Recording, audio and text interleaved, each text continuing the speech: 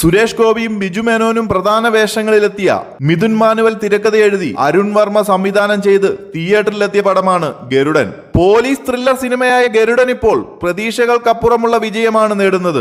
ആദ്യമൊന്നും മെല്ലെ തുടങ്ങിയെങ്കിലും പിന്നീടുള്ള ദിവസങ്ങളിൽ നല്ല പ്രേക്ഷക പിന്തുണയാണ് ഗരുഡന് ലഭിക്കുന്നത്. ഇതുവരെ ലഭ്യമായ ബോക്സ് ഓഫീസ് കളക്ഷൻ റിപ്പോർട്ടും ഗരുഡൻ വിജയത്തിലേക്ക് കുതിക്കുകയാണ് എന്നാണ് സൂചിപ്പിക്കുന്നത്. കേരളത്തിൽ 10 ദിവസത്തിൽ നേടിയത് 12.25 കോടി രൂപയാണ്. കളക്ഷനിൽ മുന്നേറ്റമുണ്ടാക്കാൻ ഗരുഡനാകുമെന്നാണ് ഓരോ ദിവസത്തെയും കണക്കുകൾ വ്യക്തമാക്കുന്നത്. ചിത്രത്തിന്റെ 10ാം ദിവസവും 1.75 കോടി രൂപയാണ് ബോക്സ് ഓഫീസിൽ നേടിയത്. ദീപാവലി റിലീസായി എത്തിയ ദിലീപ് ചിത്രം ബാന്ദ്ര വലിയ പ്രേക്ഷക ശ്രദ്ധ പിടിച്ചു പറ്റാത്തതും സുരേഷ് ഗോപി ചിത്രം ഗരുഡന് ഗുണം ചെയ്തുവെന്ന് വേണം പറയാൻ. എന്തായാലും സുരേഷ് ഗോപിയുടെ എക്കാലത്തെയും ഹിറ്റുകളിൽ ഒന്നാകും അരുൺ വർമ്മയുടെ സംവിധാനത്തിൽ ഇറങ്ങിയ ഗരുഡൻ എന്ന് ഉറപ്പിക്കാവുന്നതാണ്.